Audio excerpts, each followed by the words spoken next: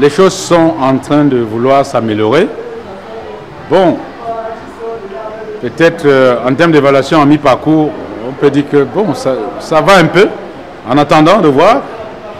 Parce qu'il y en a qui nous disent carrément, attendez qu'on envoie les dossiers de l'examen. Quand on aura envoyé nos dossiers, vous allez voir de quoi nous allons vous montrer. Donc pour le moment, c'est un peu passable, c'est pas très grave. Là, ça m'amuse parce que j'allais poser la question et le plan disciplinaire. Quand vous dites, les autres disent, attendez, on envoie les dossiers, ça signifie qu'ils vous montrent, ils sont en train de vous réserver une autre facette. Oui, justement, ça vous fait. Vous savez, nous avons des indices, nous avons des amis, des élèves qui nous donnent des renseignements. C'est pas que ces enfants viennent se mettre devant nous et nous défient, non. C'est que dans leurs commentaires, pendant la pause, etc., ils disent des choses. Pour savoir qu'ils ont envie vraiment de lever la tête, de se soulever contre les suivants de secteur, contre le suivant général, contre les censeurs, contre tel. Bon, et chaque fois qu'ils sont en train de dire tout ça, bon, leurs camarades qui ne sont pas très d'accord, parce qu'il y en a qui redoublent ou qui triplent la classe et qui estiment qu'ils ne peuvent pas payer tout ce qu'ils payent là, dépenser toute leur énergie, leur talent, leur temps et tout, et pour venir voir une année, n'est-ce pas, qui se gâte comme ça. Donc, c'est ceux-là qui viennent nous donner ces informations et nous les prenons très, très, très au sérieux. Et voilà, nous avons aussi élaboré une sorte de fiche S, comme en France, pour ceux-là. Donc, ils sont suivis et voilà. Est-ce que vous avez envie de faire la 3e séquence avant d'aller en congé de Noël? Oui, sous le contrôle de monsieur le censeur, oui, c'est programmé, la 3e séquence avant d'aller en congé. Mais on verra, compte tenu de... Si tout se passe comme prévu, vous savez, il y a des aléas. Donc nous allons faire la 3e séquence avant d'aller en congé de Noël, qui est prévu, les congés qui sont prévus, pardon, le 18 décembre 2015. Merci monsieur. Est-ce qu'en quelques mots, vous pouvez vous présenter brièvement et saluer les visiteurs du www.sitescollèges.com? Bon, me présenter brièvement, moi c'est monsieur Chatat Aubert Roger, je suis un enseignant retraité, je sors du supérieur et voilà, vous savez, je suis dans le 3e âge pour éviter, comment dire, quelques rhumatismes. Bon, j'ai été obligé de sortir un peu, venir partager un peu avec la jeunesse. Voilà, voilà ce que je peux vous dire en termes de présentation. Voilà, je suis retraité. J'ai passé mon temps, j'ai fait 20 ans à l'université de Tchang.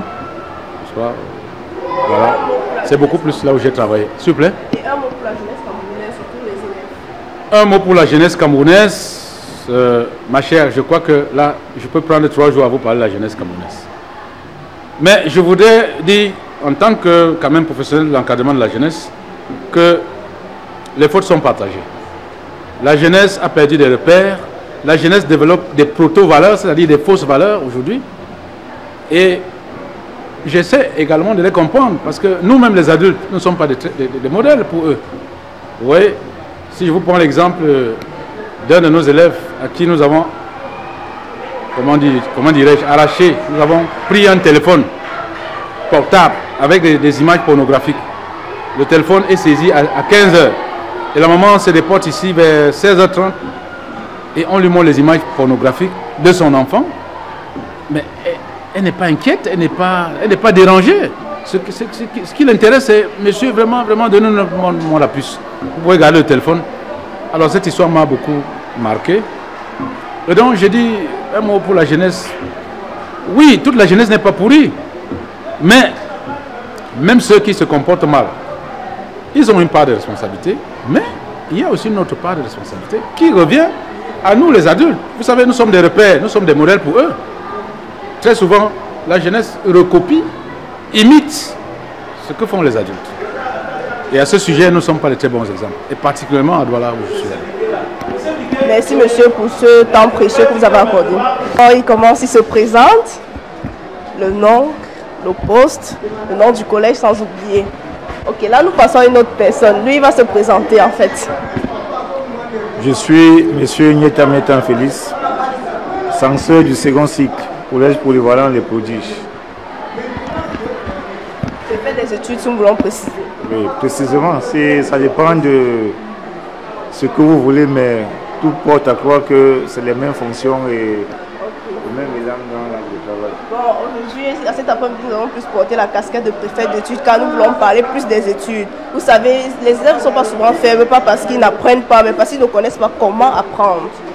Alors, en quelques mots, comment vous pouvez décrire, prenez l'exemple si vous voulez même de 2 ou 3 matières, comment appréhender pour pouvoir mieux cerner cela? Bien, les élèves, c'est vrai, les élèves ne savent pas apprendre, cela va changer.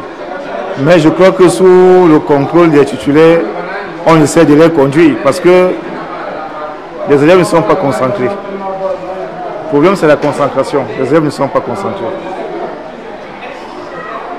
Ils sont tellement dispersés au point où ils ne parviennent pas à retenir des leçons.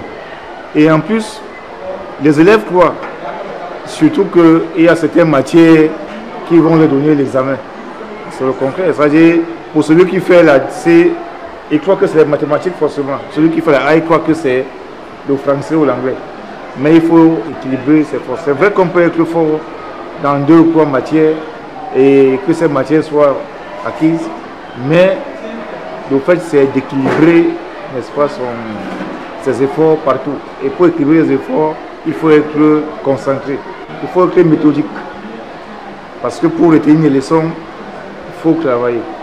Il faut savoir apprendre. Et savoir apprendre, c'est essayer de mobiliser les connaissances de la journée. Quand on rentre le soir, on fait une belle révision.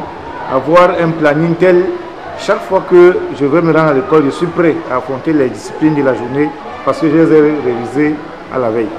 Donc, de manière globale, voilà quelques formules qui peuvent amener les élèves à s'en sortir. Quelques petites astuces. Ok, merci monsieur. Merci.